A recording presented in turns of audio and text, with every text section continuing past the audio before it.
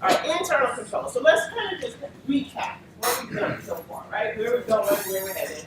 So what we've already covered, right, is we understand the process that auditors go through to accept or continue with a client. Like they make that decision because they're concerned about engagement risk, clients that they're associated with in terms of integrity, but also whether they have the ability to audit that client. And things can change. So it's something they also consider as they go through the continuance decision as well. Right? And then we moved into talking about understanding the client's industry and their business, right? And that's going to be important for the auditors in assessing where the client might be in danger of not meeting their objectives, their strategic objectives, right? And so, because that, what the auditor is trying to determine is how might this impact the financial statement, right? So that gives the auditor understanding the client's industry and the business, what's impacting a client, helps the auditor gather information about that they use in assessing inherent risk, and even in some cases control risk.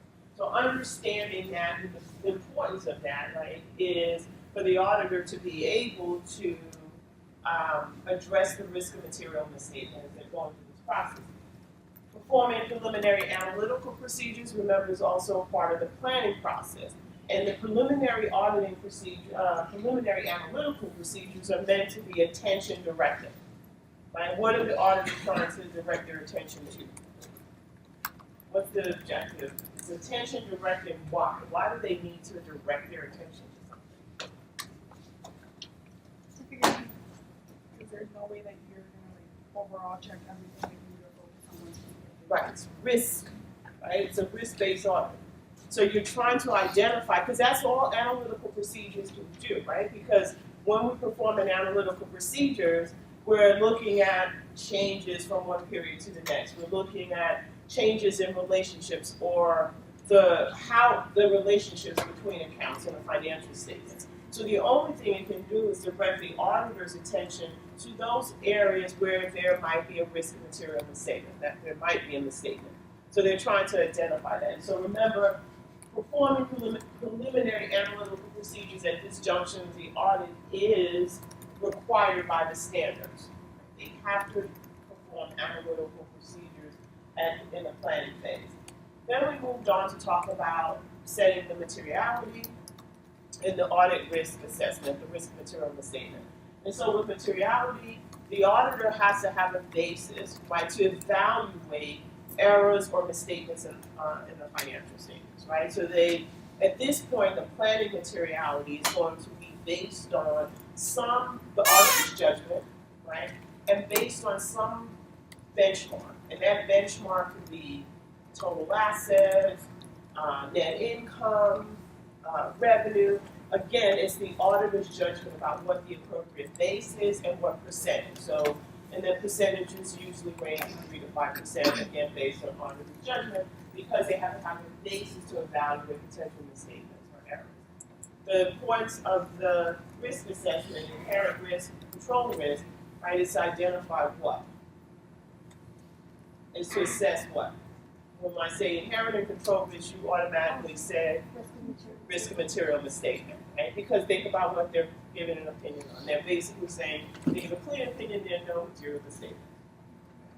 So the information that the auditor uses, the risk of material misstatement, informs what? When they assess the risk of material misstatement, that informs what? What is the only thing, one of two things that the auditor controls in the audit risk model? Exactly. Right? So based on their assessment of the risk of material misstatement, they're going to design their audit procedures to address that risk. And they want to, right, keep the risk low, that their audit procedures will not detect a material misstatement. Last week we talked about fraud risk. And again, the important thing to know here is the auditor is assessing fraud risk. They're not designing a fraud audit. That's not the objective of the fraud risk assessment standard. It is to assess the risk of fraud in financial statements, and then design their audit procedures to address that. So that's where we're what we've gone so far, and where we're heading is today starting with the actual process of gathering audit information, performing audit tests. And so we start out by talking about understanding internal controls and assessing control risk. So we talked a little bit about assessing control risk when we talked about the audit risk model. But the purpose of assessing control risk within the audit risk model, right, is to assess, is as a part of assessing the risk of material misstatement. Right, so at the planning stage, you have limited information because you haven't tested internal control at that point. You're just trying, the auditor's trying to understand whether or not the compliance system of internal controls are designed effectively, right, to mitigate or prevent or detect the material misstatement. Right, so we're going to really talk more about the internal control process today. Then we'll move on to how that leads into or informs the auditor's audit plan and approach, the audit procedures that they're going to develop based on their risk material misstatement, which is a combination of tested controls if they decide to take them along internal controls, and substantive tests. And recall that substantive tests consist of substantive tested transactions, which is those items going to the income statement, substantive tests of account balances, which are those account balances reported in the balance sheet, and substantive analytical procedures.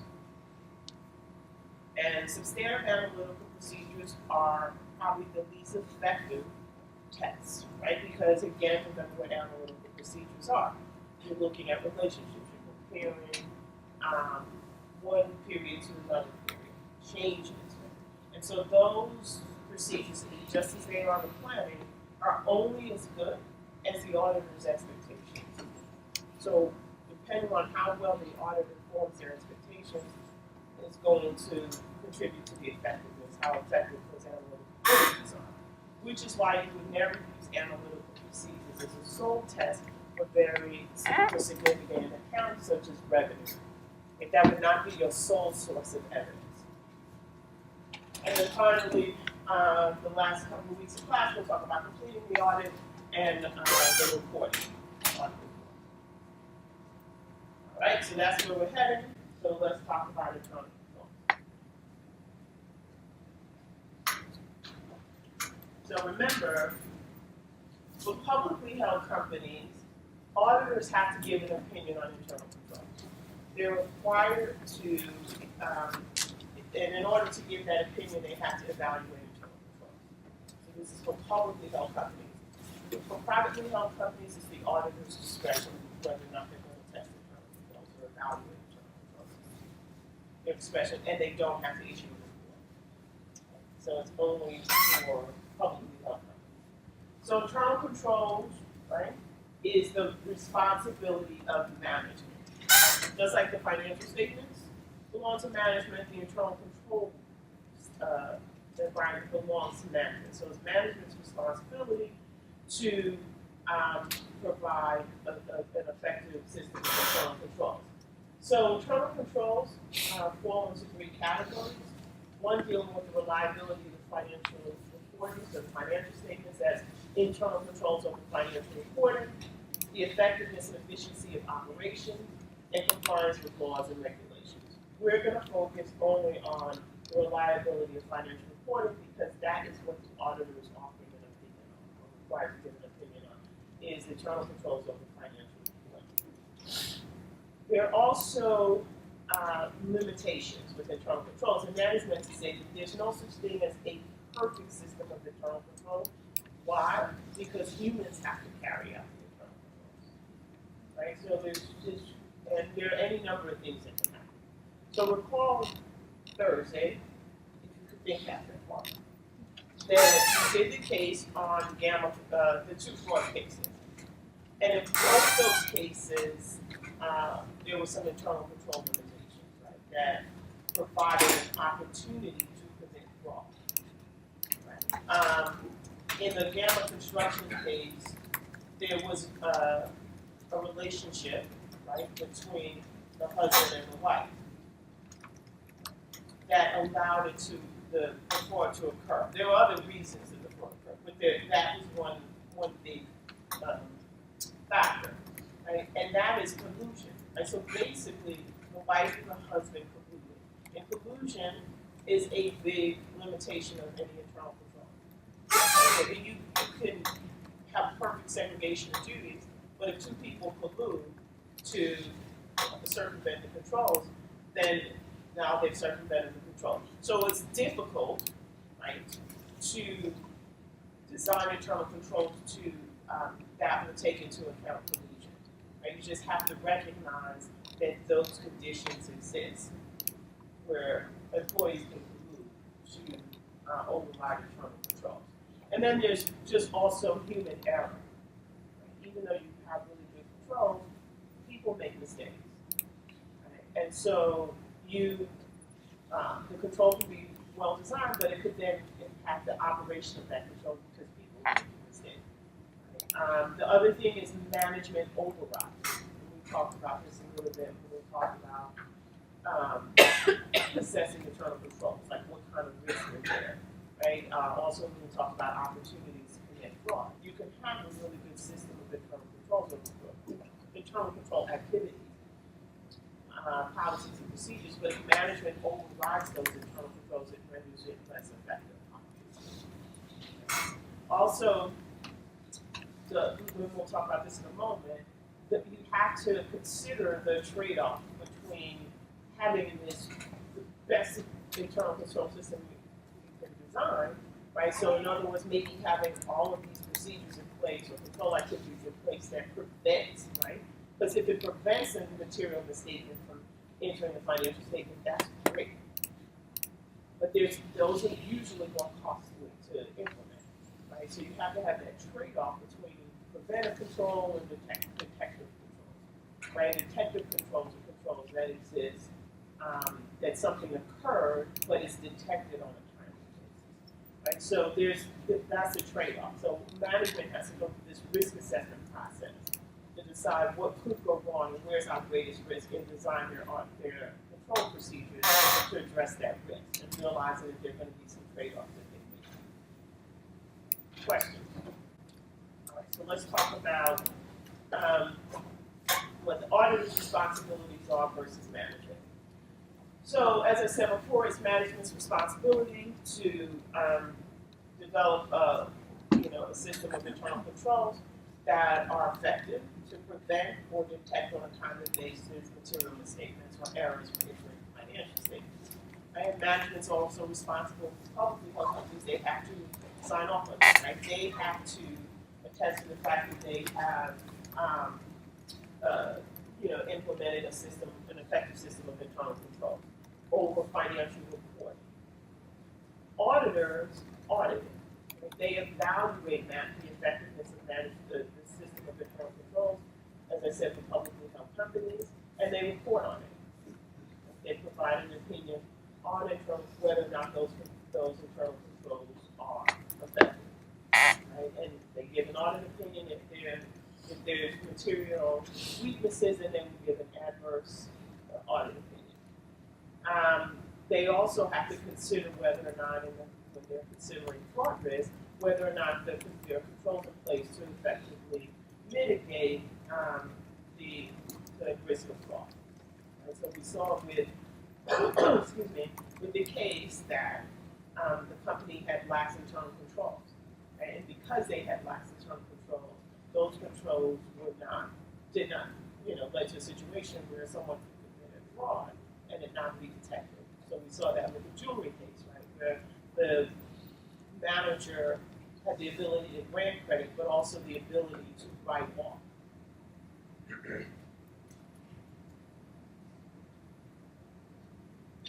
Which led him to being able to write off his own, grant himself credit and write off his receivable.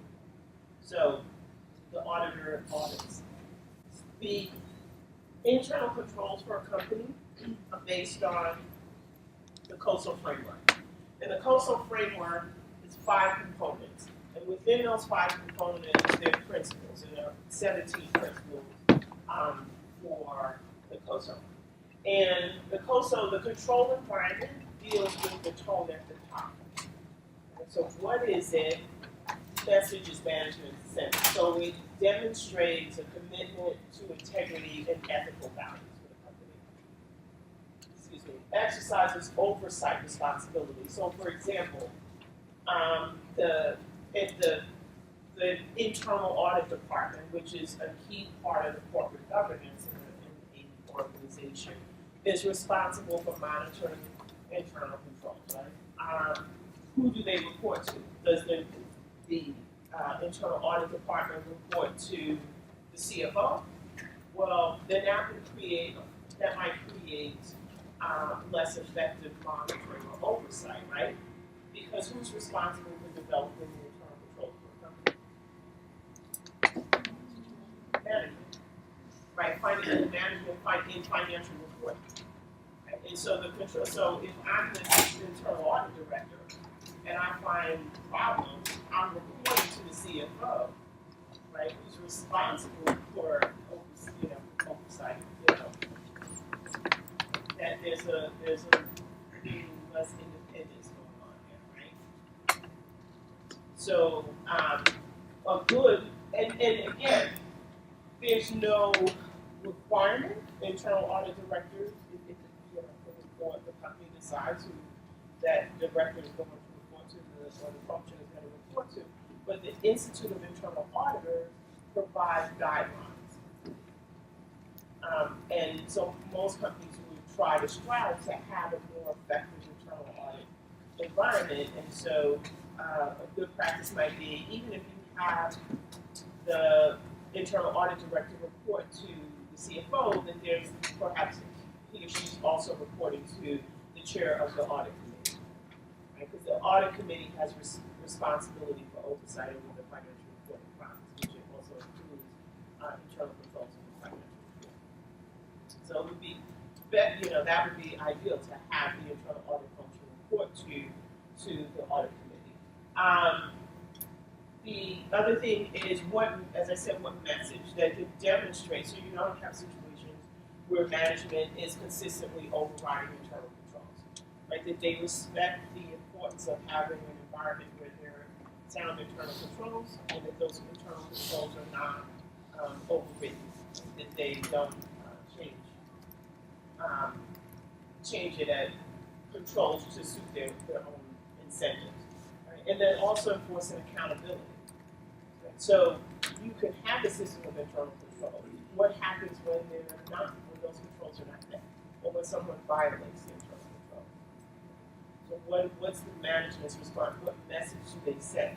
When I worked as an internal auditor, our internal audit director reported to the treasurer of the organization, and with a dotted line to the audit committee. So this is before Sarbanes-Oxley. The company that I worked for had a very strong control environment where controls were emphasized. There were international, companies all over the world. We had business affiliates and operations, and so internal controls for our organization, for that company, was centralized at the corporate level. So we had a corporate internal audit group, which we were responsible for traveling all over the world and monitoring controls based on the controls that were established at the corporate level. Everyone has to adhere to those internal controls. So that's a company where the control environment was extremely strong. But even with that, that did not mean that we never ever had any control deficiencies. And so that doesn't mean that different affiliates or operations did not adhere to the internal controls, but we monitor that. And so the company's position was that if you deviated from internal controls, and it was significant, there had to be a significant control deviation, that you had to, before the internal audit group, before we left, they had to have a plan of action in place to address it. And they had to have a time period in which they were going to address it. And we would go back out there and make sure that it was addressed effectively. And if it wasn't addressed effectively, the director of that finance director, or the head of that site, those operations could lose their job or be demoted. So there was a punitive, a punitive element to not meeting internal controls, and that is meant, again, to enforce how important the company took internal control. So that got more the control environment. Risk assessment is the actual process that the company goes through to assess where their risk is. And basically what they're looking at is for each area, each business cycle, what could go wrong? And then based on what could go wrong, that's the basis for them to identify the controls to address that risk. So their risk is basically what could go wrong and how to address that risk. So they're analyzing where their business risk is, and where the risk is at an application level, right? Overall and on an application level. So let's think about the revenue cycle. What's the, from an audit perspective, what did I say the greatest risk revenue cycle is? Revenue.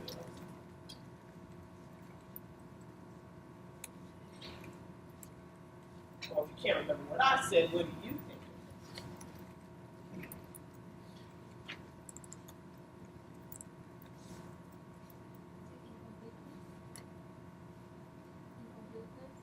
So, meaning that revenue is not complete. Or that it's recorded but to be for the next year. So it's recorded in the wrong period. Yes. So what's that? That's cutoff. And you say completeness. So completeness is that what it should be recorded, but it isn't. Right?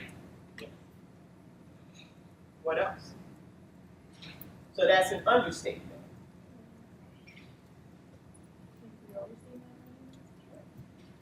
That's the greatest risk.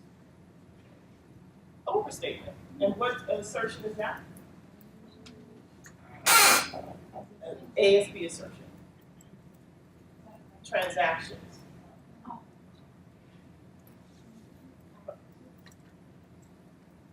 Accuracy is what's recorded, so it's right? The amount, customer. But overstatement is what? So if revenue is overstated, what does that mean? You added more than you should. And so that is ASB assertions about transactions. It's the very first one I said. Close your eyes and remember what the chart looks like. That's the existence is a PCOB. Remember that? Valuation is a balance sheet. Existence is on the balance. It's about balance sheet. Accuracy says that it's the amount is right. Occurrence? I knew I said it with O. Did you say occurrence? I didn't hear you. You just say it now. I said occurrence. But you guys are speaking too low. I can't hear. I still have the Red Sox ringing in my ear. Oh. I thought it started with an O. Occurrence, right? Occurrence says that revenue is balanced. Management is asserting that the revenue that we have reported is, we earned it, so we should reflect it. So what your concern is, right, is it, did it occur? Is it valid revenue? That's the risk from an audit perspective. Management has to think what their risk is. They're like, we want to make sure that everything that we recorded, we've earned, that we're recording revenue in accordance with the standards, right? In accordance with that we're recognizing revenue in accordance with the standards. What's the risk? So the risk is that we could record revenue that we didn't earn. That's what could go wrong from an occurrence. Or another thing that could go wrong is that we don't record revenue that we should have recorded, right? So because think about it, the assertions are linked to GAAP. So the management has to think about the risk related to all of those assertions, given their business process. So they could do that for the tax purposes, not to record revenue. for tax purposes. Well, they could have an incentive to reduce their taxable income, but that still would be, right, a violation of GAAP. Yes, understanding the revenue, but it would be It would be the other side of the. right, that they would be violating GAAP, right? And so what we're concerned about, right, from the audit perspective, is that you're recording revenue in accordance with GAAP. So the audit, the firm, the client is now saying, what could go on? So I want to address that risk of overstating revenue. So they're going to design a control to address overstatement. So if we say that revenues earned when it's shipped, FOB. So the control would be in place to ensure that revenue is updated or the revenue is recorded when something leaves the client's warehouse, right? That there's documentation, such as a shipping document, that verifies that that item has been shipped, and so we are able to tie the shipping document to what's recorded in the sales journal. So every item that's recorded in the sales journal is supported by a shipping document, the control. So that's the objective of the risk assessment process. They identify what could go wrong. And the control activities, next stage, represent those activities to address the risk. To address the risk of what could go wrong. So the control activity would be to ensure that when goods are shipped, that it triggers the reporting of revenue.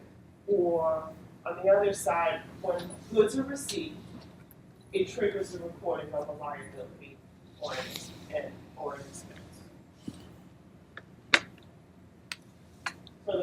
So the risk assessment process identifies what could go wrong. So let's look. I just want to go to the control activities.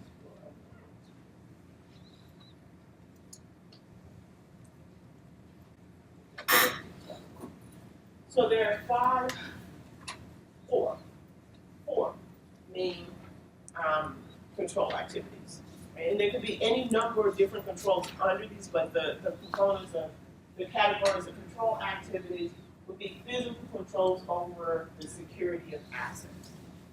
Right? So the company is that you don't have cash just in a controller's desk or checks in the controller's desk. If those things are safeguarded, your cash should be in a bank.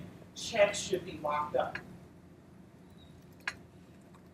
Someone was telling me a story recently about a faculty member, not here at Rutgers, but a faculty member who left, quit. And they took their laptop and a couple of other laptops and an iPad. So they stole them. Because your laptop, my laptop, belongs to Rutgers. If I leave Rutgers, I have to return my laptop. So the person took the laptop. They said that they left the laptop with the department chair in the department chair's office, right? But it wasn't there. So the department chair, they called the guy and said, look, we don't have your laptop, we don't have the credits, right? So right there, there was a control. What do you think? What would have been a good control over that? Somebody quits. What kind of control do they have to protect their assets? They can have a system in place for offboarding, like that. It's the laptop, whatever. Mm-hmm. And so, how does that prevent me from taking it with me when I leave? So, what you just described is a detective control. A detective. What's a preventive control? What are you doing? The detective control, because I have the laptop. Doesn't prevent me from moving it. They have those metal connectors that you connected to Right. Right. So so that you see that sometimes for I think here. Yeah. That's it. Outside of the laptop. Right, but now if my laptop, so one of the beauties of having a laptop is when I work from home, I can take my laptop, right? So that would mean that I'm unable to, and that's the whole point of having a laptop, is I can easily transport it. Like maybe not give that last salary until the accident. That doesn't prevent me from taking it. There's a detective control designed to enforce behavior. You could, like put it, like make them do a down payment, kind of, like put in a security to have the laptop in the first place, so that they get back whenever they Right, but so let's just say, right, don't know. I gotta work for you and I gotta do it down there. I mean, but those are all the tech, because nothing's prevented me at this time from taking that laptop. Because I could, so remember, in my example, this person took like 3 laptops and an iPad. That's a lot, that's probably worth more than, you know, the down payment or maybe their last salary. You're looking for somebody down. Is there some What prevents the custody of the asset, physical safeguarding my assets? Is there some kind of software that like fries the hard drive so then taking it is like Fries. pointless and like they can't access But any- now I've damaged it, so I've lost an asset. I mean you lost it anyway because they took it. Right, but still, so that's still a lose-lose for me. It's a lose for me and a lose for you if I fry it. But in any event, I've still lost my laptop.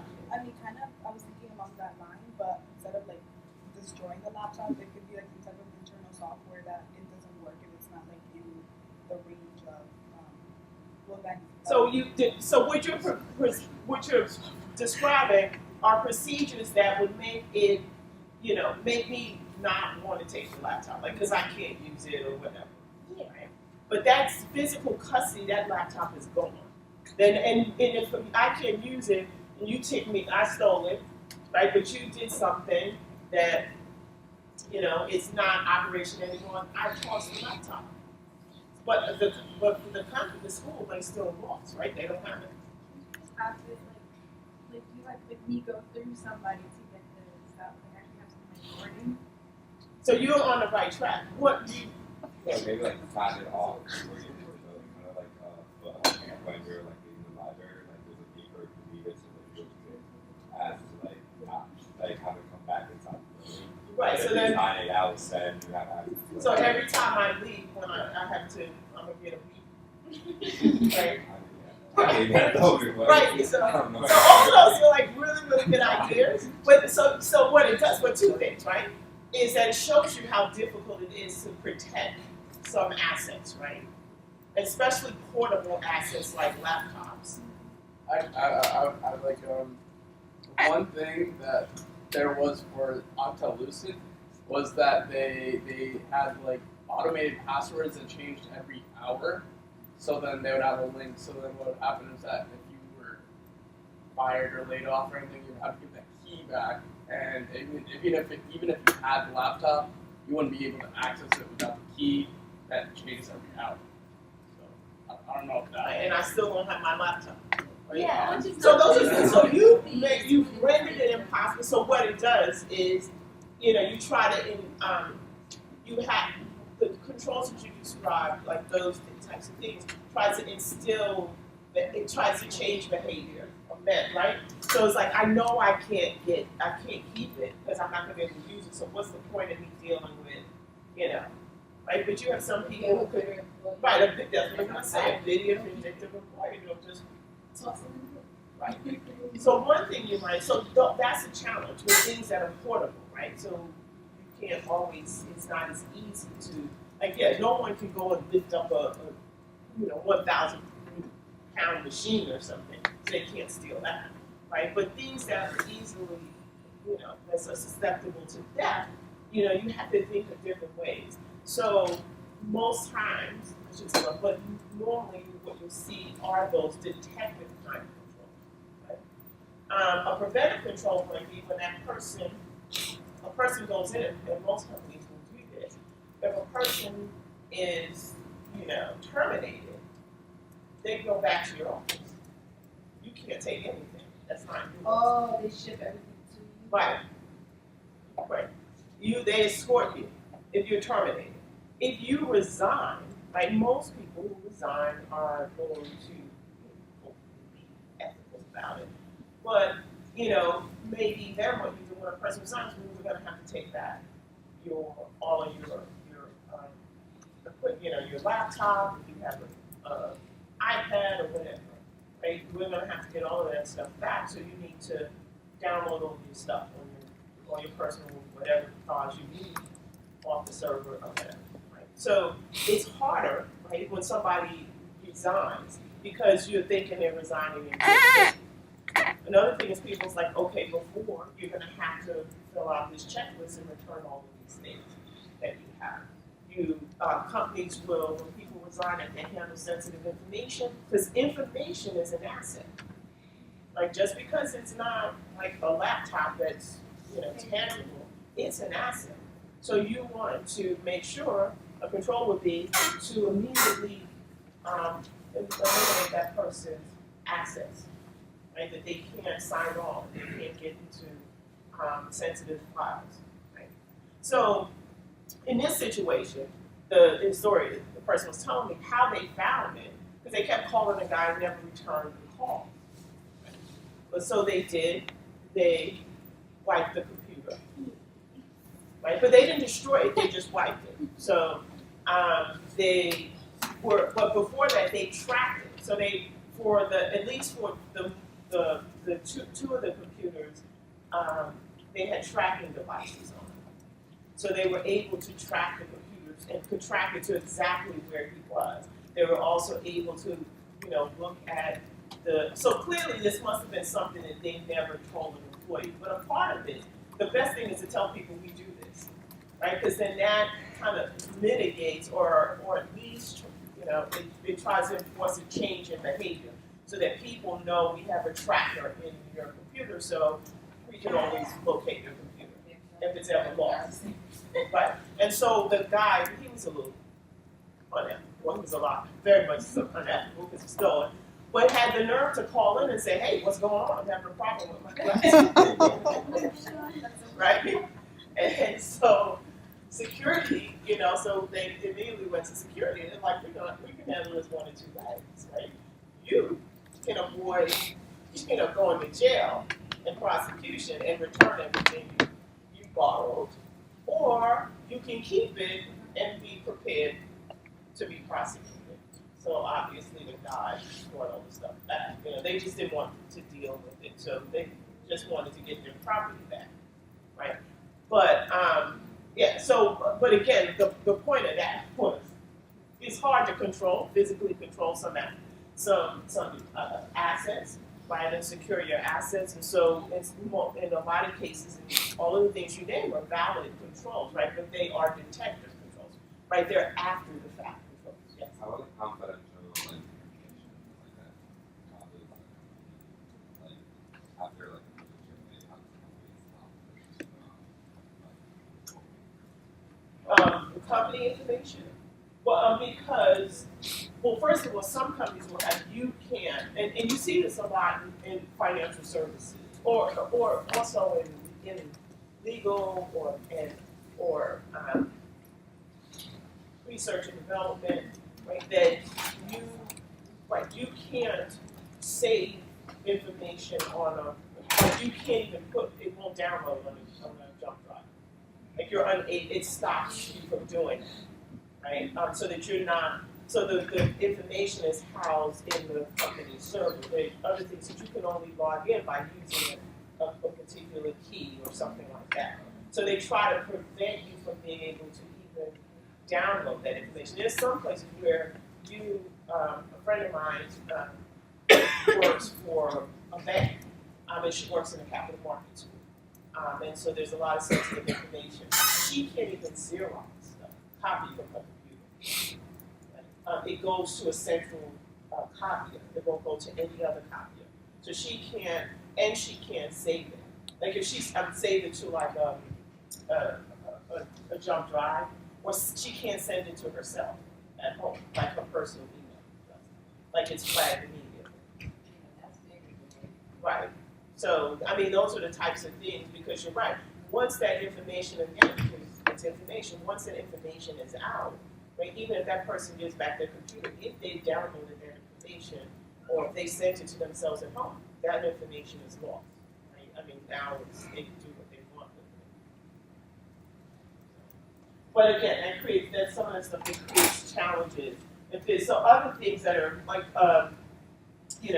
controlling access to warehouses or controlling access to, manufacturing facilities. And that's even, so not only from the standpoint of being able to safeguard your assets so people won't steal it, but also if you're manufacturing chemicals or drugs, now you have to be concerned too, right, about contamination, or somebody coming in and stealing a handful of pills and then trying to clone it, because that creates litigation for the company that exposes them to untold amount of risk.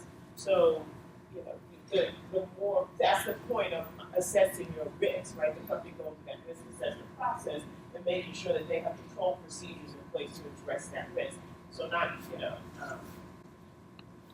the other area is segregation of duties, right? And segregation of duties we actually saw in the case we did with the Ford case, right? Where the credit manager had the ability to grant credit and then also had the ability to write off, right? So they granted themselves credit and purchased something and wrote off their receivable, right? So if the receivable is written off, it's not going to show up as on an outstanding list with the oversight. So what you want to do, the objective of segregation of duties, is to combine duties in such a way that no single person can commit a fraud and conceal it, or make a mistake and cover it up. They don't have the ability. So segregation of duties is a significant and important control activity. And one of the first types of control activities that auditors are going to explore, that there's a proper segregation of duties. However, as I said, collusion will override, right? Will override segregation of duties because you can't control if two or more people collude. And you can't think of every possible scenario that two people could collude and develop a control to address it. So you have other controls to try to at least identify if there are problems. But the collusion makes it harder. And so essentially, we'll go through some examples of this probably tomorrow on Thursday. We'll go through a whole bunch of practice problems. But you want to make sure that a person who has custody of assets don't also account for those assets. Right? So if I have, I have the ability to order goods, and I'm the keeper of those goods, then I also account for it. Well, I could write them off. Right? I could do a write-off, something like that. So, or not, or record something that wouldn't mask the fact that I took the goods. Authorization of transactions from the custody of the related transactions, operational responsibility for the record keeper responsibility, and then IT duties from user departments. And most times that's pretty much segregated, right? So I, as a user department, will initiate something. IT will update the system. So if I want to hire an employee, right? The controls are the company will have controls in place about hiring an employee. Usually, you're going to have to go through the HR department. The HR department will send whatever information needs to be sent to the IT department, and the IT department is going to be the department that grants that person access. Sets up, sets up what the user department say this person has access to these systems. The IT gives them access to those systems. But as I said, we'll go through some examples. This is a little bit more salient. It's like that for onboarding. Mm-hmm. It's like that for onboarding for like an internship or something. Because when they give you your email and they give you your passwords and everything, like it's not the recruiter or HR, like it's the actual IT. Right. So the HR just says we've hired Stephanie. Yeah. right? And Stephanie's gonna need, an email, address, and a she can get passwords so she can log into these particular systems. Yeah. Right? I don't know. I thought so. It was the Yeah. same. Yeah. And those are pretty, that's pretty standard now. Like the same thing when you with Rutgers, right? I mean, you had to go through, you do it online, you go through, and when someone's verified, there's all these other systems that verify that you are a registered student, right? You're supposed to have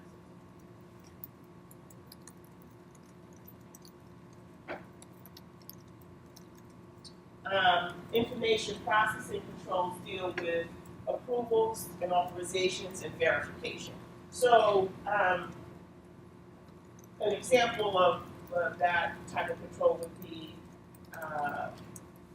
you have a person who is the credit manager, for example, is responsible or authorized to override sales for customers, or allow sales for customers, I should say, who surpass their credit limit. So the credit manager has been given the responsibility to evaluate the situation and the factors, and then grant whether or not this employee or this customer should be extended the credit, right? Because the controls that are going to be in place, that should be in place, is that if a customer has exceeded their credit limit, that order that they place should not be filled unless there's authorization and approval from the credit manager. The other thing with authorization and approvals is that it allows for accountability. Because if you want to ensure that not everyone can authorize something, right? In that case, not everyone can authorize overriding credit. So if there's a problem, there's accountability, because you can go to the credit manager and say, okay, why are we seeing this increased level of write-offs? Why are we authorizing credit for people who are unable to pay?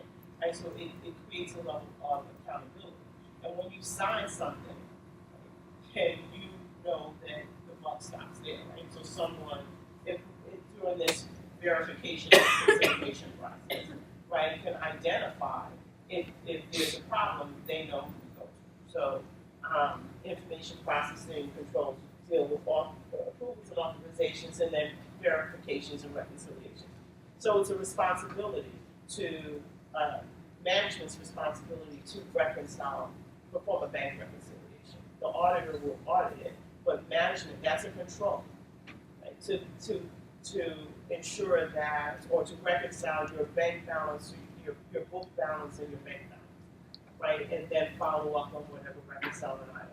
There's management's responsibility to reconcile your subsidiary journals to what's reported in your general ledger, right? And identify any, and identify reconciling items and follow up on those reconciling items. That's the reconciliation process. And auditors would look for one that is being done, and that is being done effectively. So they look to see that it's being done, and they might re-perform it. Right? But it's management's responsibility to have it. And then performance reviews are not, they're not performance reviews in the sense that, okay, you sit down for your annual performance reviews. It's that the control policies and procedures that are that are in place, or that they're actually being performed, that someone's reviewing, right? So let's say, for example, the control is that the credit manager the credit manager is allowed to override credit up to a certain limit, and these are the factors that must be present for them to do that. Someone would determine, like, okay, is that being done? Is it being, is the credit manager following that? Are they performing their responsibilities? Right? So those are the four categories. And when we talk about, so when I gave the example of the theft of the laptop, I talk about preventive controls versus detective controls. So preventive controls, or if you want to think about them, those are the gold standard of control, right? Because they prevent it from occurring. Right? So an example would be a three-way match. So a three-way match basically says if the before cash disbursement is made, so before I cut a check, there should be evidence of the purchase order and approved purchase order, a receiving report indicating that I received the goods or the services, and a vendor invoice indicating that I've been billed for those services. And if those three things are present, then that authorizes the disbursement, the cash disbursement. So if they're not present, then that disbursement is not going to be initiated. So it prevents an unauthorized disbursement from happening.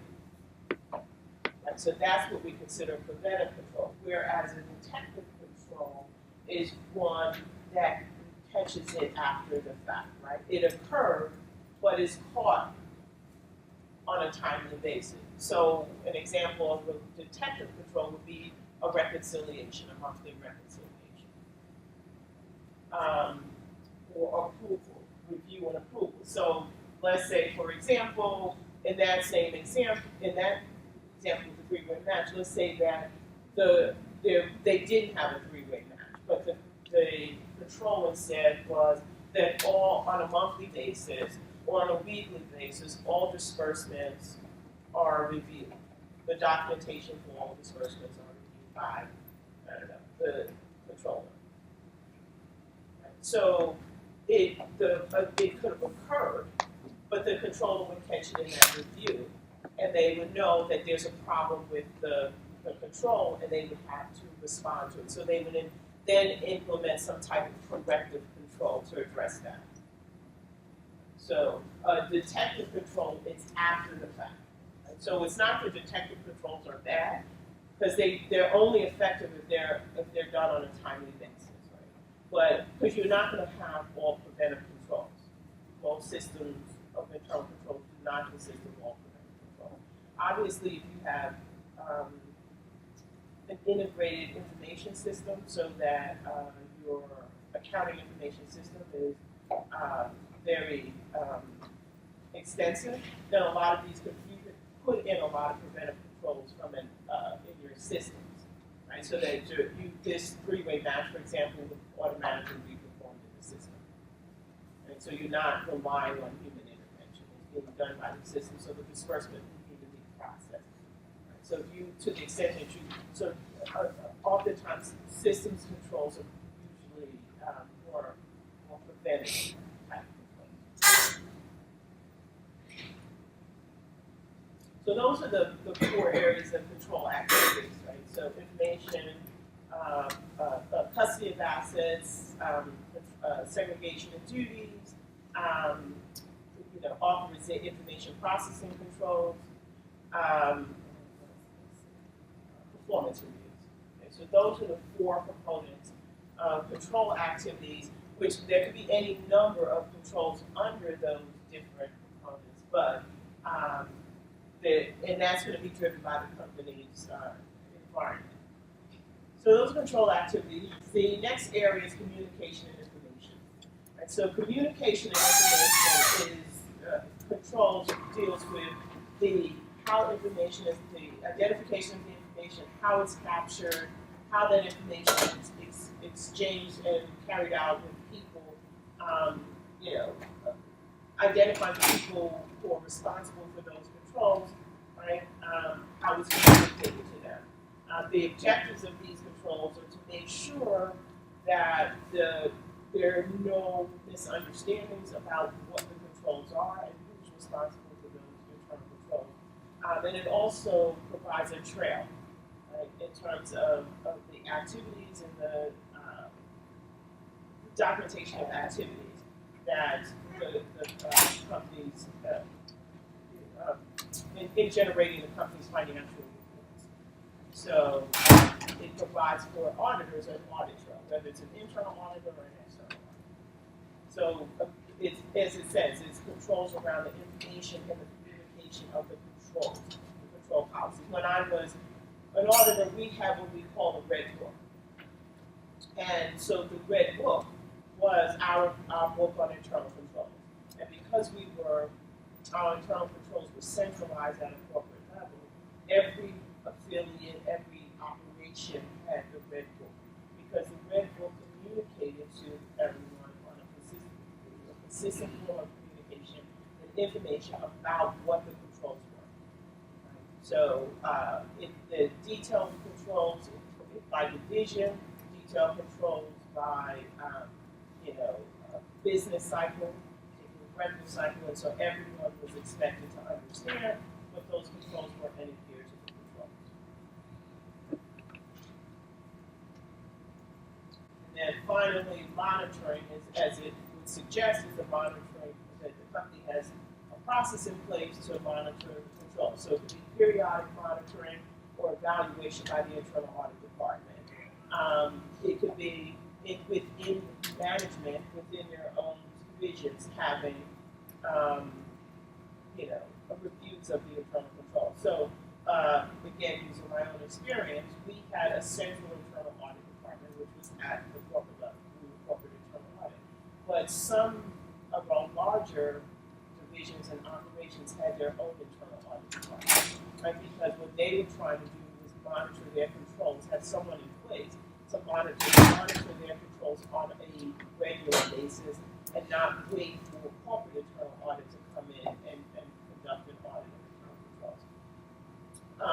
Also, a part of the monitoring process is once control deficiencies or errors are identified, then that there's a follow-up procedure in place for that. And then also dealing with the audit committee. Right? So the audit committee, remember, publicly held companies are a central part of corporate governance, and their responsibilities include oversight of the financial reporting process, of which the internal control over financial reporting as well. So that is also a part of the monitoring process. When we talk about, so that's what the company's framework should be. The COSO framework is a widely established framework. Most companies probably use the COSO framework for developing their internal control. So it's established. But that's the company's development of internal controls, right? And that's what the auditor is going to look at to evaluate internal controls and understand the company's internal controls from the perspective of the framework that they use, which is the COSO framework. The auditor is responsible for auditing, right, internal controls, and they go through the process of doing that. During the planning of the engagement, the auditor is looking at assessing control risk.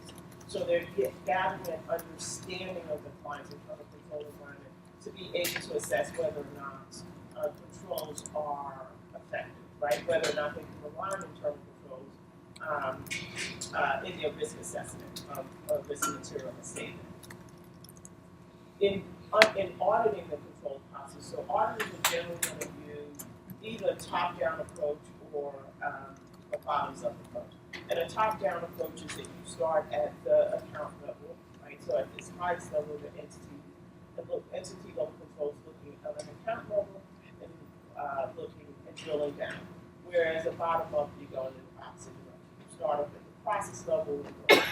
So we're going to talk more about the use of a top-down approach, which I think is probably more prevalent. So they're entity level controls.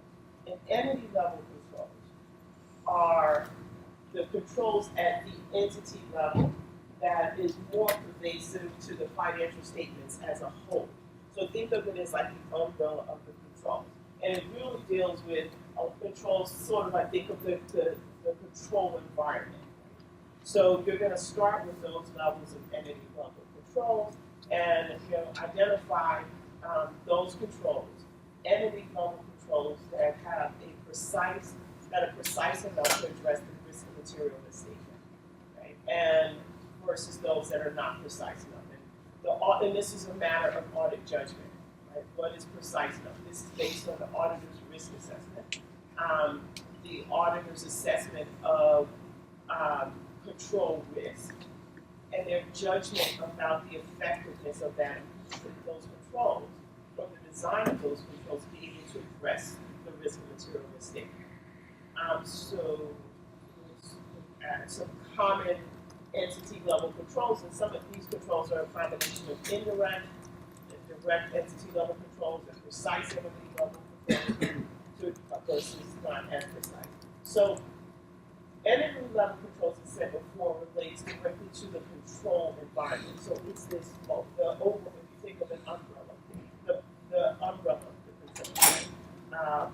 So they have, if those controls are not working at this level, then whatever application level controls you have are going to not be very effective. Right? So think of an example where you have a control environment that's lax.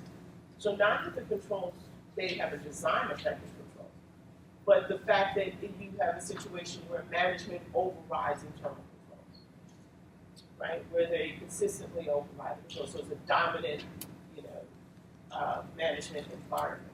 Well, that's the control environment, right? And that's an entity level control that's not very effective. And because management has taken that position, right, that those entity level controls are not effective, then it doesn't matter that you have controls over revenue, right, reporting of revenue. Because if management is going to override controls, that makes those controls less effective. The company's risk assessment process. So remember, the company's risk assessment process is focused on what could go wrong. Where's the risk? So if they don't have a very effective risk assessment process, then they're not going to design controls to address it. Right? The controls that they design are not going to effectively address the risk because they haven't effectively identified the risk. I'm not going to go through all of these, but controls to monitor, other controls, including the activities of the internal audit function, the audit committee, any self-assessment program that the company has. And so those would be entity level controls that are good, right? That you want to see that there's those processes in place, but they're not precisely going to impact, address the risk of material misstatement. Right? It just says it mitigates the risk because there's a good solid environment. But what you want to see is that the company has a more direct entity level control as the company's risk assessment process, or that management, their procedures in place where management's not overriding.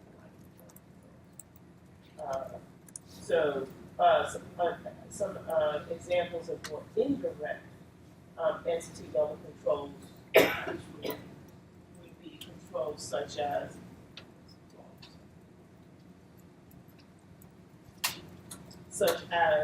the having a whistleblower hotline, having a code of conduct, having oversight by the board or the audit committee. Right? Those are more indirect entity level controls. They're important nonetheless, but they're more indirect and not necessarily going to impact the risk of material misstatement, not directly impact it. So once the auditor determines what the entity level controls are, and again, that's going to be important because if the entity level controls are not effective, then the application controls are not going to be effective. So the auditor also wants to test the design and the design effectiveness of the internal controls and the operating effectiveness of internal controls. And the difference between the two, the design deals with the control can or would prevent or detect material misstatements. So it's designed to prevent or detect material misstatements. The operating effectiveness is that it's actually doing it. That the control does prevent or detect the material misstatement. So if a control is not operating effectively, then it's not an effective control. No matter what the design is, if it's not operating effectively, it's not an effective control. So an auditor is testing not only to see that the control is designed effectively, but that it's also operating effectively. Why the auditors test effectiveness? For obvious reasons. You want to know, right, that if when you're testing internal control, does it satisfy the company's objectives, right? So in other words, when the company's gone through this risk assessment to identify what could go wrong, does that control actually address what could go wrong? Right? Does it actually prevent or detect, what could go wrong? So does it address the risk? When a deficiency exists in the controls, it's usually going to be because the control does not meet the control objectives, right? So it's missing, or it's not properly designed. So an auditor has to consider both of those things. And based on that, right, if the auditor determines that the control is not operating effectively or it's not designed effectively, they can't rely on the internal control. Right? So that is what we would call a deficiency in the internal control. The other thing, and how the auditor is going to do that, they're going to go through this process of what could go wrong. And so an auditor, when they evaluate internal controls, they're evaluating internal controls on an application level or by business process. So you could have strong controls in revenue, but not so strong controls or weaker controls in acquisition and expenditure. Right? So the auditor's assessment about the risk of material misstatement will be very different, right, for the revenue cycle as opposed to the acquisition and expenditure cycle where the controls are weak. So the auditor is also looking at, for that particular application, and this is an example of revenue, the revenue cycle, what can go wrong? So in the revenue cycle, what can go wrong? Sales revenue is reported when the goods had not been shipped to the customers. Well, that's an overstatement, right? Because you didn't earn the revenue if it wasn't shipped. The control activity that the auditor is going to evaluate should be all sales invoices and match the shipping documents before reporting them in the general ledger. So it doesn't get reported until there's the match between the sales invoices and the shipping documents, which provide evidence. The auditor would test that control by taking a sample of sales entries made in the GL or in the sales journal. Compare the time, the date, the stamp of the sales revenue entry to the time date stamp on the shipping document. Ensure that it was shipped. Goods will be shipped to a new customer who's unable to pay for the goods. That's a risk, right? That's a risk that impacts the valuation. If they ship goods, because if the customer can't pay, what happens? If you ship goods to a customer who doesn't have the ability to pay, what's going to happen? Right. I can hear everybody mumble, so you're not going to get paid, but how does that matter? Okay, you don't get paid. What does that mean financially in the financial statements? Well, yeah, your inventory is gone, but it was a valid sale. You write it off? You're going to write it off. You're going to end up writing it off, right? So it's going to affect your accounts receivable and your allowance for doubtful accounts, right? Your valuation, so the valuation of accounts receivable. So that's why you want to have a control in place that the credit department performs a detailed credit check for all new customers, right? Because that's a prevent. Remember, controls are meant to prevent or detect the material misstatement. So what you're trying to do is prevent situations where you're shipping goods to someone who doesn't have the ability to pay, and that's the control. So the auditor would test that control by taking a sample of new customers, examine the documentation and indicates that there was a proper credit check that was performed. And so whatever the company's procedures are for performing a credit check, the auditor would examine them to see that they were being performed and signed off. The last one deals with completeness, right? Goods being shipped to a customer and the revenue is not reported. So that's an understatement. So all shipping documents are matched to sales invoices that have been reported in the general ledger. The auditor would just take a sample of the shipping documents. Notice the difference between occurrence and the auditor will test and control for completeness, right? You start, it's just the direction of the test.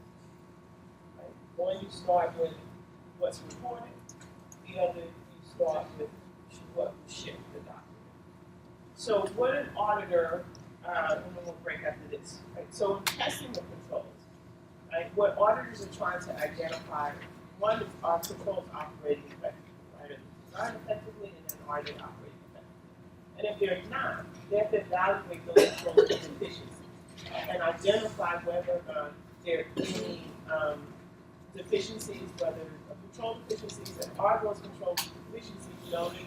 Are they significant deficiencies, or are they material weaknesses? And what's going to be important here, right, is that if it's how the auditor describes that deficiency, and that's a matter of judgment. And so how they judge that deficiency, what they conclude, right, is going to impact the report that's issued. So material weakness is going to lead to an adverse audit opinion. So the auditor has to be able to make the right assessment of what type of deficiency it is. So let's break here because it's almost time to break the class. And this will take a little bit longer. So on Thursday, I know that I said that there'll be a case. Instead, what I'm going to do on Thursday, one, I'll go over the quiz we just took, and we'll just kind of plow through problems on Thursday. Choice problems and some problems